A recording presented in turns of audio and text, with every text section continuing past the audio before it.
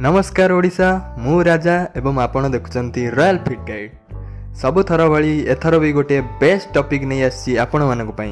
Video को शेष जाए देखंतु एवं सब्सक्राइब करिया को जमा भी भूलंतु नहीं। आज आपण मानक पई बनेबी गोटे बेस्ट रेसिपी जहा कि सबुठ सस्ता मात्र 20 टंका खर्चर होई जिवो, जहा कि आपण मानकु फैट लॉस आ मसल बनेबारे निश्चय सहाय्य करिवो। आ सबुठ इंटरेस्टिंग कथा हला यह आपन को 5 रु 10 मिनिट भितर प्रस्तुत हो जिवो। चलंतु आरंभ करिवा। एही रेसिपी बनेबा पई हमकु कोन कोन दरकार चलंतु नजर पके दवा।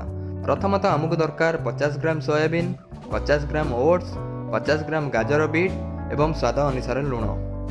रेसिपी को पूरा हेल्दी बनेबा पई आमे तेल और मसला व्यवहार करूना। चलतु देखीदबा आमे व्यवहार करथुवा इंग्रेडिएंट रो न्यूट्रिशनल वैल्यू। 50 ग्राम ओट्स रु आपण माने 7 ग्राम प्रोटीन जहा कि ओडिया रे आमे पुष्टि सार कहू, 31 ग्राम कार्बोहाइड्रेट जहा कि श्वेत सार आउ 6 ग्राम फाइबर। 50 ग्राम सोयाबीन अथवा मिल मेकर जोथिरे आमे 26 ग्राम प्रोटीन, 16 ग्राम कार्बोहाइड्रेट आउ 7 ग्राम फाइबर पाई परिबा।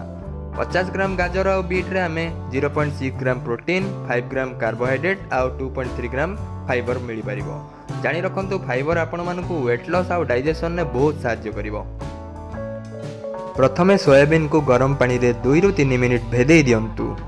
गाजर आउ बीट को छोट छोट पीस कर दियंतु। तापरे गैस ऑन करिकी पानी गरम करंतु। पानी टिके फुटी गला परे ओट्स को पकेई दियंतु।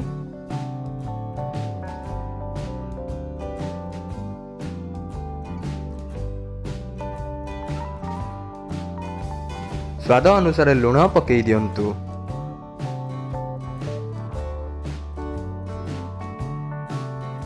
तापरे सोयाबीन आउ पर्याय क्रमे कटा होइतिबा गाजर और बीट को पकई दियंतु।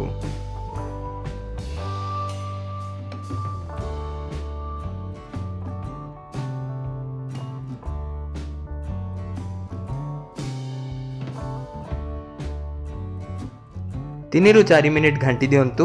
तापरे प्रस्तुत हो गला हमर हेल्दी हाई प्रोटीन रेसिपी।